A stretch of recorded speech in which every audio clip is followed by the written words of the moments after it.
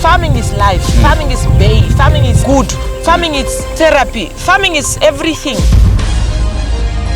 So welcome to One Africa Mission with your brother Dovia Anzanse. So One Africa Mission, we are in Namibia, and then we are here with my comrade Queen sister, and then my comrade King brother. Yeah. So we are here in their farm, and I think I'll let them to introduce to us and tell us what is it about and what they are doing here. The board, this is it's holding the name of our company. It's provided by ShopRite Act for Change. Okay. They are supporting us when it comes to, things that we need in the farm. After 3 months, 4 months, they provide a day for us to sell in their premises. Oh, okay. Yeah. All right. They told us in advance. They used to tell us in advance that we need to prepare our veggies. Okay. So we come closer to the people. Then we provide or we showcase what we are producing in our farm. Okay. And we used to sell like spinach, beetroot, onions, ginger, garlic. Wow. We mostly use organic fertilizer, which is fertilizer from cattle and goats. We also use rabbit manure. We also use chicken manure. All right. Yeah, that is, and we made compost as well. Okay. Yeah. All right. Yeah, okay. Yeah, yeah. Oh, that's because, great. honestly speaking, we don't want to poison our feed our people with poison. No. Yeah, it's very important. We don't want to feed our people with poison, but we do use organic so that we can make them healthy. Yeah. We can provide healthy food instead of because that's what they said. Our first hospital should be our kitchen. Exactly, yeah. So if you and your wife, you decide to get into farming after you retired. Why do you decide farming though? I am a retired colonel. My background is all military. Starting from the liberation up until the independence, I joined the force. I worked for the Defense Force for about 30 years. Wow. But then time came and then I have to hang up my boots. Retirement is not to say you are tired. Me and my wife, we decided to say we are going to look at food security in this country, in Namibia. Wow. And that's key for us. That's why we decided to say no. We are going to venture to ensure that no Namibian should go hungry or should go sleep on an empty stomach. Wow. So we want to make sure that we contribute to the government in an effort to food security. Wow. I wish every African would think like this. This is what we want, food security. Because they say the person who feeds you controls you. Exactly. So if we can feed ourselves, then we will have our true freedom. So I wouldn't want us to talk much about, because I'm already blown up with this idea of food security. We have to feed ourselves. Yeah. So I would love us to go and see what we have in there. The technocrat is my wife. Wow. She's gonna go into the details. These are what we call furrows. Okay. First, before we put the pipes, like my husband have said, we have to prepare the soil. Okay. Yeah, the soil has to be prepared first, because there was a lot of grass and thorns and everything. We have to cut all of those ones. Then we have to gather them somewhere, because they are also useful. We cannot throw them away, because that is actually where we make compost. Okay. Yeah. So when we remove all those materials, we have to cultivate the land. We have to loosen it. So when we put the seeds in the soil, when we bury the seeds, so it will be easier for them to come out. So before that, we have to put manure or compost first. Okay. So when the seeds goes in the soil, it will be fed. We have to water. with that specific drip irrigation, which is just dripping exactly where we put the seeds, and then it will sprout out. When it comes out, again, it needs to be cared for. We have to make sure if the insect and the pesticide are attacking our plants, we have to take care of them. How? We have to spray them with natural pesticides, which is chili, garlic. We also use liquid, which is a liquid soap. Soap. So liquid soap. Yeah, for washing dishes. We mix together and then we spray, so we Just to protect prevent. the plant. To protect the plants, and it's not harmful when we are consuming those plants or vegetables. Wow. Yeah. Wow. So in that case, like, do you plant the crops like based on the specific land, or you can just like, is this crop, can this crop be planted here? Because I know like rice cannot be planted where you can plant. So how do you determine that? The main reason why we have to prepare the land, we have to check which one is fitting here and which one is not. And then due to the scarcity or the space is not enough, we need to solve that problem by crop rotating. Do you understand? Like here we have now spinach. The next vegetable which is in the shade here, this is beans. Beans. Yes, this is bush beans. Bush beans is a leguminant plant, which is full of nitrogen.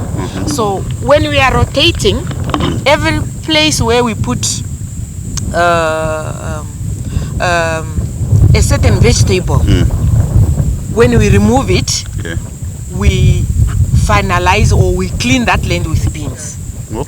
Yeah, to fix back the nitrogen which is consumed by a previous plant. You seems to be doing. It's look like this is what our ancestors used to do. You know, crop rotation. Yes. And then we've lost all this, and today we just kind of like. I'm a teacher by profession. I was teaching agriculture. Then I was teaching theory. Then I was tasked to have a garden at school. Then from there, dealt with those vegetables that we were given seed to plant.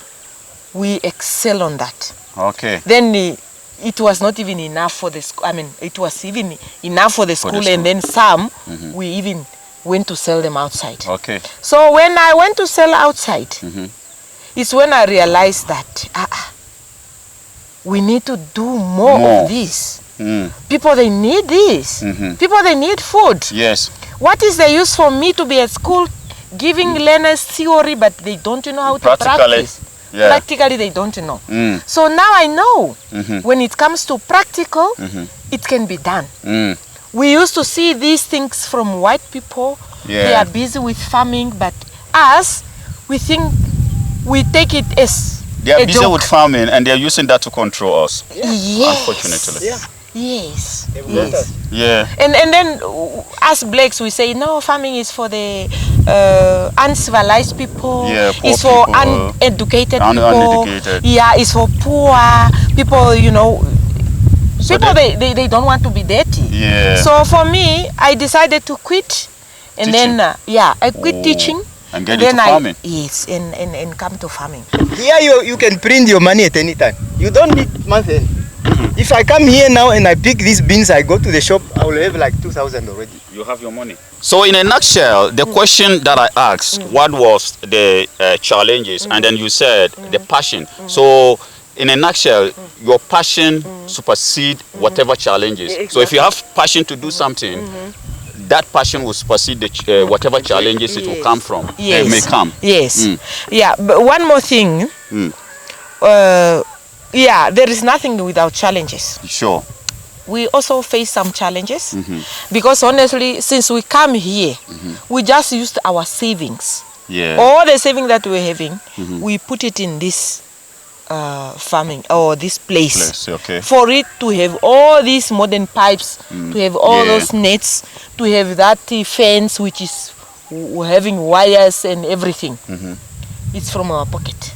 We never get any help from the government. No loan. As you can see what we are doing, we deserve at least to be looked at.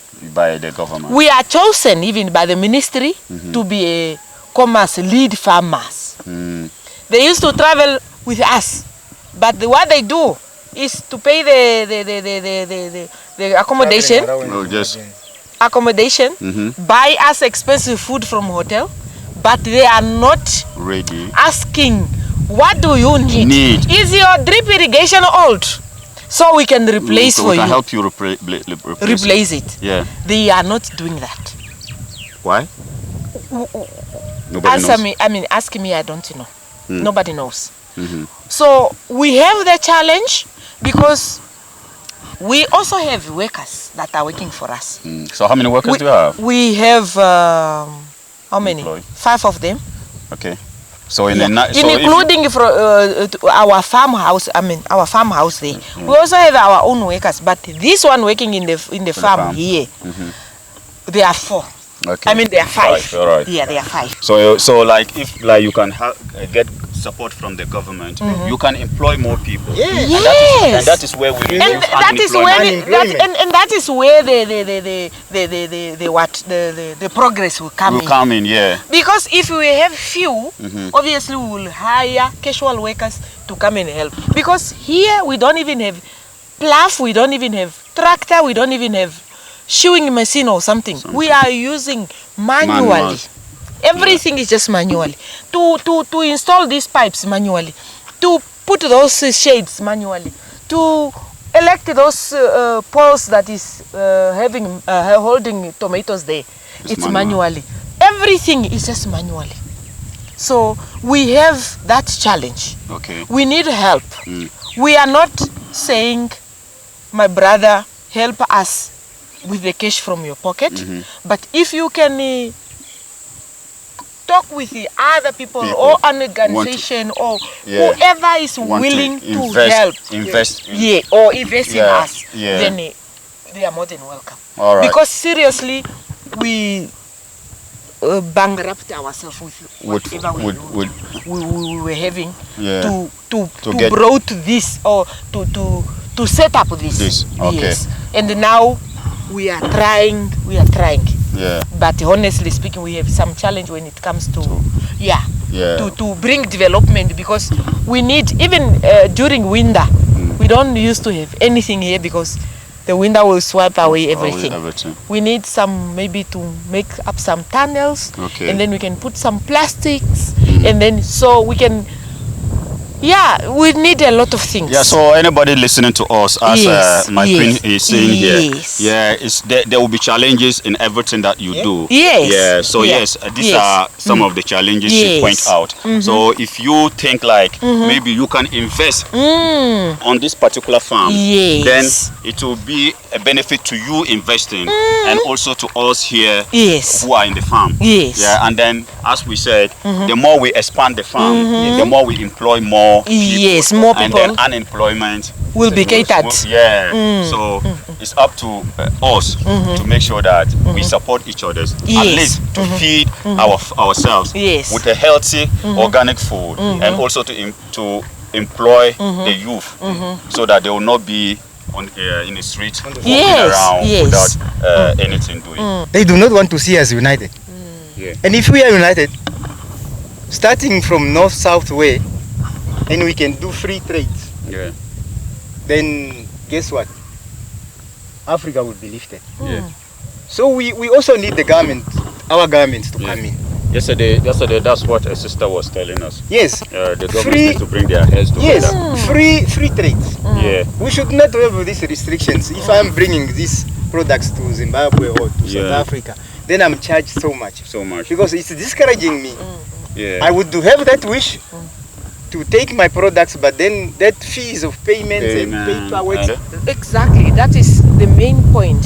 When we are having a market, then that is, where to go. The market. Because if you have the product and they don't there's have no buyer, market. What? Then what? So the these people market who are working in the farm, what will we pay them for? If we are not able to sell. If we are not selling. So market is also very important. Yeah. And I think they said we had this African intertrade, whatever, that the African Union came out the last time. And because of that, Chinese people started trooping in because they saw the potential. But we Africans, we ourselves, sometimes I think we also need to help our leaders, because sometimes the leaders will come out with policies that will help us, but we sit aloof and allow foreigners to come in and take advantage of it. The problem, our leaders, I don't know if they have good advices. As we are talking now, in our country, there is farms owned by the Chinese doing this, competing with us. And you cannot compete with them. You can't compare with because for them, their government is looking after them. Exactly. Yeah, they come with good money. And our government, they don't take example from those ones. But their government fully, and they are doing everything perfect. They are doing everything perfect. So we need that. We need that. And as my queen said earlier, if anybody watching this, wherever you are, maybe in the Caribbean, in America, as long as you want a progressive Africa, then you are welcome to support this farm. You can invest your money, and then your money will be secured. There will be returns if you invest. And so if you are watching wherever from, whether in West Africa, in the Caribbean, in Europe, as an African person or a melanated person, then we invite you to come and then support us. If we have people who have common purpose, and that purpose is for a good purpose, and that is, I'm looking at Africa, then we are good to go. Okay. We need to be independent. We need to be on our own. We don't need to depend on anybody, whether it's food, whether it's politics, whether it's what. Let's unite as African. And it's possible. That's what I was going to ask you. Can we ever be independent without unity? No, we must first unite. If we are united, then everything is possible. I'm talking this through experience. Ex-military man. And I've been in many African countries. And seriously speaking, let's unite. If we are united, everything is possible for us. Africa, look at the area. What do you want to tell me? You cannot compare Africa with other continents. So if we are united and we have a common goal, then there should be nobody who's going to sleep empty stomach in Africa or struggling with work or what. So let's just unite. So unity. Yes. Wow. For me, that's key. Are we able to put whatever so-called, because I always say that, for me as a Pan-Africanist, I don't think we have differences. But some people will come out with reasons why we cannot do this, we cannot do this. Are we able to put aside our so-called differences and unite the continent for the collective good of all of us? Yes, we can. We can. All we need to do is, we need to come out clear. Yes. If we come out clear, Africa can unite. Differences, put them aside and focus. And we stay, stay focused. And if we know what we want to achieve, and we are united, I tell you, Africa will be emerging one of the great in this world. Art it was. Yes. Art it was in the beginning. Yes. So shall it be this hour. Yes. So We can take it back. this is coming from an ex-military man who is now a farmer, and then he's speaking to us, we this generation, we the youth. He's speaking to us from experience. He's telling us that unity must be our key mission, because without unity, none of us is going nowhere. We'll continue to be catching the same hell that our ancestors catch from the colonial criminals who intentionally divide Africa among themselves. They know a reason why they did that. So coming from our comrade, his experience, he has been everywhere, and he's telling us that unity should be our main purpose as African people. Without unity, he said, we're going nowhere. We must unite now. We must have one army. We must have one currency. We must have one foreign policy. We must be united. The youth of today, they should look at farming as a way to go. Because if they are not joining farming, then they will starve. Africa will starve. Wow. We should not depend on other country for importing food while we have energetic young generation that they can work 24 hours. That is another thing the Western colonial criminals are telling us. Always, oh, Africa have young people. Africa is the only continent that has young people. I don't know why they are focusing on our young people like that. The reason why they want to destroy our youth or our generation, they are providing those what is that they are bringing today, which is on trend. They are using drugs, they are smoking herbally, which is destroying their lungs, and they are drinking alcohol. They think that is the way to go. But honestly speaking, we have to heal our body by joining farming. When you are farming, you are working, you are exercising, you are energizing your body, you are making it healthy, and then at the end of the day you are eating healthy food, which is making you healthy. You are providing for your family, and you are providing For cash other people. for your pocket. Farming is life, farming is bay, farming is good, farming is therapy, farming is everything.